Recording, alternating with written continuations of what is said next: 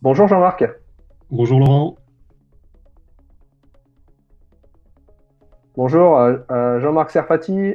Tu es membre du conseil d'administration de la Fédération française et tu es aussi directeur du développement auprès de Badminton Europe, la confédération européenne. Est-ce que en cette période de crise, d'abord, comment ça va? Ben, ça va plutôt bien. Voilà, pour un sportif, c'est toujours très difficile de rester confiné. Et puis le sport, c'est les relations sociales. Donc sans le sport et en restant confiné chez soi, ben, on voit moins de monde, c'est toujours un peu plus difficile à vivre. Mais bon, on s'occupe. L'avantage, c'est que le télétravail, c'est très chronophage. Donc on a pas mal de boulot et ça prend du temps. Ok. Quel est l'état du badminton en Europe aujourd'hui? Ben, il est compliqué. Je crois qu'il est compliqué comme partout en Europe parce que cette crise sanitaire, elle évolue de manière différente en fonction des pays et les décisions ne sont pas prises à la même vitesse en fonction des pays non plus. Donc nous, on a vu à l'Europe progressivement les choses se dégrader et donc avec une inflexion négative vers les activités que nous pouvions avoir jusqu'à présent dans l'accompagnement des membres, dans la préparation des circuits de compétition tout simplement, voire dans la formation que nous accompagnons beaucoup. Et ces choses-là ont mis en fonction des pays de plus en plus de temps à s'organiser pour arriver à beaucoup d'annulations en dernière minute, et ce qui est toujours fort désagréable, quoi. Alors on ne parle pas trop d'annulation, on parle de report pour l'instant sur Badminton Europe. On a fait le choix de dire qu'on conservait, on faisait pas une année blanche, mais on conservait les événements. Et pour l'instant, on prenait la décision de les reporter à une date ultérieure sans préciser quand. Ok. Ni réellement savoir si vous allez pouvoir le faire, si à la fin dans la fin de l'année, c'est ça, ça sera possible. Pour l'instant, ça reste hypothétique. Voilà, c'est tout à fait juste ce que tu dis, parce qu'en plus, si on regarde la situation où la Badminton Europe, comme tu le sais, a ses bureaux au Danemark, et l'activité, je dirais, professionnelle du Danemark est en train de reprendre, est déjà en train de reprendre, alors qu'en France, nous sommes toujours confinés, jusqu'au 11 mai, pour moi qui par mon métier, travaille auprès des établissements scolaires. Mais on voit bien que déjà, au Danemark, les choses se réactivent, se remettent en forme, on va commencer à retourner à l'école et tout beaucoup plus tôt qu'en France. Donc les activités pourraient reprendre aussi dans certains pays, alors que chez nous, nous serons toujours à l'arrêt. Donc la problématique de l'Europe, c'est pas tant de gérer une unité nationale, c'est de gérer une unité européenne, et donc avec de multiples nations, avec des confinements plus ou moins différents, des méthodologies plus ou moins différentes de l'abord de cette crise sanitaire. Donc on est assez suspendu à beaucoup de choses, et puis dans les organisations, on est dépendant de la présence de l'ensemble des personnes qui étaient concernées au départ. À titre d'exemple, je pourrais parler du championnat d'Europe des clubs. On prenait que celui-là parce que les Français y brillent plutôt, hein, avec Chambly, Issy-les-Moulineaux sur ces dernières années. Si on regarde ce championnat d'Europe des clubs, eh ben, dans certains pays, comme pour nous, il est organisé à partir de 10 journées. Dans d'autres pays, il est concentré sur des week-ends. Et peut-être que certains pays ont déjà leur champion alors que nous ne l'avons pas en France. Tu vois. Donc la problématique est aussi liée aux organisations nationales, quoi. Oui, tout à fait. Ça va poser effectivement ce genre de problème auquel pas mal de badistes ne vont pas forcément penser. Pourtant, Badminton Europe, c'est quelque chose qui devrait être quand même assez agile pour travailler à distance. Donc, c'est quand même quelque chose que vous savez faire. Je vais faire du nationalisme positif, tu vois, de la discrimination positive en direction de la France. C'est-à-dire que la France est un pays qui propose énormément sur les organisations et sur les structures, parce qu'elle est reconnue pour cela. Elle est reconnue dans sa structuration, dans son développement, et elle apporte beaucoup à Badminton Europe. Et c'est vrai que de ce côté-là, on a su amener à Badminton Europe, avec, je pense, en partie mon élection, mais depuis de longues années, nous étions déjà membres des commissions de travail.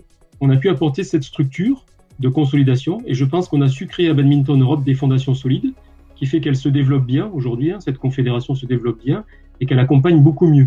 Donc elle a en effet cette agilité que tu évoquais, elle a cette agilité de pouvoir faire évoluer sa structure en fonction des besoins et en fonction des crises. Voilà. Actuellement, on est dans une situation dans une situation professionnelle que beaucoup d'entreprises connaissent, hein, c'est-à-dire qu'aujourd'hui, tous les junior managers ont été mis en, en chômage partiel en restant confinés chez eux, parce qu'il faut savoir qu'à l'Europe, on accueille, dans nos bureaux, on accueille à la fois du français, mais de l'italien, du hongrois, donc des gens qui sont allés se confiner chez eux dans leur pays, puisque le siège devait fermer au Danemark.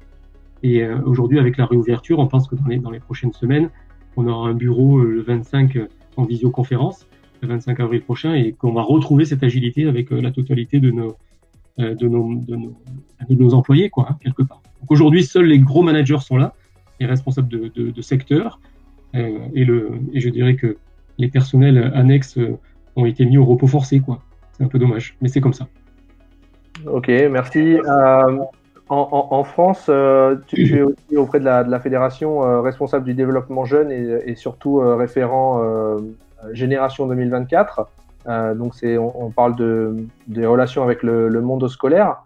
Comment est-ce que tout ça est chamboulé par la crise? Il y a des annulations comme les journées olympiques par exemple. Oui, ce que tu dis est très juste. La problématique, c'est ce qu'on connaît avec le confinement, c'est la capacité qu'auront les structures à pouvoir à fidéliser leurs membres. Et je pense notamment, si je le regarde du côté de l'école, c'est la capacité de maintenir les gamins dans une perspective de travail pour eux-mêmes et pas pour répondre à l'exigence scolaire. Mais pour les fédérations, ben, c'est comment pouvoir maintenir un lien avec leurs licenciés, surtout quand les licenciés viennent particulièrement chercher ton sport parce qu'ils aiment le pratiquer. Donc sans pratique, c'est toujours très difficile de garder un niveau de licenciation, de garder de l'intérêt pour ta pratique. Alors évidemment, on pourrait parler de l'ensemble des apports des pratiques physiques et puis de l'entretien qu'on pourrait avoir. On voit beaucoup de vidéos de badistes d'ailleurs sur les fils Twitter, beaucoup de vidéos de badistes en train de se maintenir en faisant du travail d'abdominaux, en faisant du travail de déplacement en shadow. C'est un exercice qu'on connaît bien dans l'entraînement du badminton et qui essaie de faire vivre leur sport de manière différente, quoi. Mais on peut dire aussi que c'est aussi la reconnaissance de ce qui se fait dans les clubs aujourd'hui, qui ont su aussi installer des bases solides de formation qui font que les jeunes joueurs, même en autonomie, arrivent à se préserver. Côté olympisme, c'est l'enjeu, c'est tout ce qui va être lié à la dynamique et à la culture olympique. Voilà, parce qu'on est un sport olympique et c'est un enjeu fort, quoi. Alors, sachant que nos qualifiés de Tokyo, ils vont devoir travailler un an de plus pour rester en bonne forme, voire en très bonne forme. Voilà, et on sait qu'on est sur de l'intergénérationnel, hein, souvent sur ces catégories d'âge-là. On a un double mixte qui est plutôt jeune et on a un simple homme qui est plutôt âgé, non par rapport à la carrière d'un sportif de haut niveau, mais qui reste en grande forme. Je trouve que Brice a fait de très très belles choses sur ces dernières années. Et moi, je crois beaucoup en ses qualités. Voilà, et donc on a ce grand écart à maintenir, intergénérationnel, et de le préserver. Alors la culture olympique, avec cette génération 2024, on essaie aussi de construire un héritage. Alors on va mettre à profit cette période de confinement, j'ai envie de te dire, parce que récemment, on a fait des propositions en conseil d'administration de véritablement se poser la question d'un championnat interclub jeune qui trouverait différents niveaux de finalité, hein, qui pourrait commencer dans le district de proximité, donc intéresser les plus jeunes à la compétition sans qu'elle soit traumatisante, et commencer à rentrer dans la rencontre, le match, voilà, avec une formule par équipe, qu'on avait l'ambition de proposer de manière expérimentale là, sur la fin d'année, dans quelques départements, mais tu vois, voilà, on est aussi victime de cette crise sanitaire. Et sachant qu'on partait d'une formule qu'on avait aussi testée sur les premiers championnats d'Europe scolaire de badminton, c'est une formule en relais et qu'on voudrait mettre à profit très rapidement pour créer une dynamique à la fois nationale en France, parce que ça nous correspond, mais comme nous l'avions proposé pour les premiers championnats d'Europe scolaire, on aimerait bien qu'elle retentisse à nouveau à l'Europe, avec une échéance tous les 2 ans. Donc on pourrait penser aussi qu'il y aurait des qualifications, et surtout qu'elle serve la passerelle, cette formule de compétition, entre le monde scolaire et le monde fédéral. Voilà, puisque on pourrait y associer très facilement les associations sportives des établissements scolaires, sachant qu'il faut bien qu'on se souvienne de ce côté-là, que le badminton est le premier sport individuel à l'école. Hein, derrière le handball en sport collectif, les premiers sports individuels et surtout première pratique féminine. Donc on a des atouts à faire valoir. Donc je dirais que le confinement nous permet d'entretenir ce niveau de réflexion et de se projeter sur le badminton de demain, qui restera un badminton mixte, je crois, on va très très fort, et puis derrière, avec une volonté de trouver des formules par équipe qui permettent aux enfants de rentrer dans la compétition sans que ce soit très traumatisant. Et surtout, qui n'occupent pas tous les week-ends des parents, parce que ça, c'est un vrai enjeu. Voilà. Ça, effectivement, c'est un vrai enjeu, comme tu dis. Dernière question. Comment est-ce que, d'après toi, cette crise va impacter l'organisation des Jeux de Paris 2024? Alors, je vais te donner mon avis parce que, évidemment, je ne suis pas dans les arcades, même si on est régulièrement en relation avec l'organisation, avec Paris 2024, sur tous les événements qui sont relatifs à l'héritage. Moi, j'ai été très étonné du report en 2021. Je pensais honnêtement, au fond de moi, à reporter, vu l'état de la crise et l'évolution de celle-ci de manière rebondissante d'un pays à l'autre, en allant avec de l'Asie, en faisant le tour du monde vers l'Europe et puis ensuite vers les États-Unis pour revenir certainement en Asie, je pensais que 2021, c'était beaucoup trop tôt, de mon point de vue. Et je pensais que les Jeux auraient dû être reportés directement en 2022. C'est pas le choix qui a été fait. Au regard de ce que disent aujourd'hui les experts de la santé publique, moi je suis quand même assez inquiet pour 2021 dans de bonnes conditions. Je te le dis honnêtement. Parce que si on évoque un rebond en France en octobre, novembre de cette crise sanitaire, on peut imaginer que cela aura le même retentissement dans les pays avec le décalage que nous avons actuellement. C'est-à-dire que entre ce qui s'est passé en Chine et ce qui se passe aux États-Unis, il y a eu un temps long. Et ce temps long va être répercuté.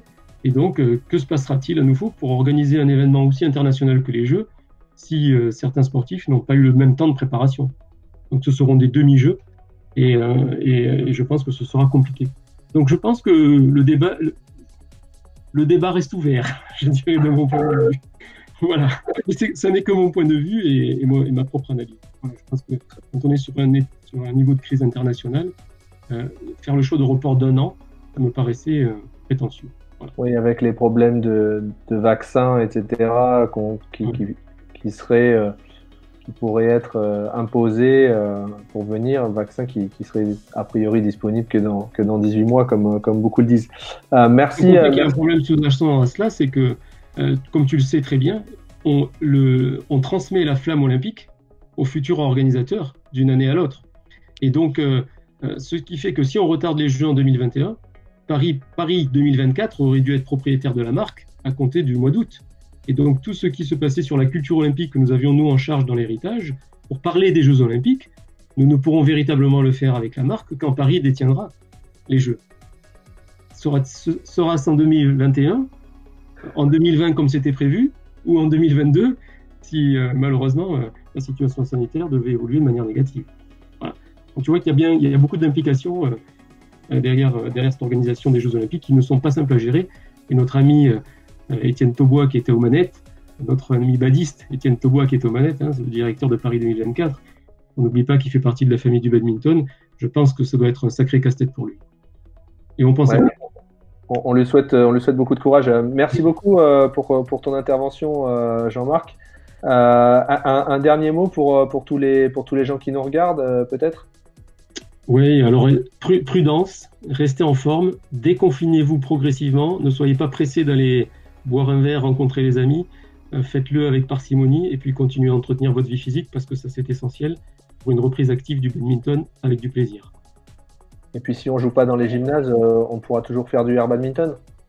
Ça je n'osais te le dire, mais puisque tu me lances la perche, évidemment, ça y est, le volant est sur le marché, on commence à le voir apparaître sur le site de la BWF, sur le site de Badminton Europe, on retrouvera des éléments. Mais encore une fois, regardons ce qu'a fait la France. Elle n'a pas attendu que la BWF propose un volant pour organiser du air badminton. On sait déjà le faire, continuons à le faire et je pense que cet été, on se retrouvera sur les plages. Ça marche, on t'attend sur les plages de PACA. Merci beaucoup Jean-Marc. Avec plaisir. Merci à toi Laurent, à bientôt.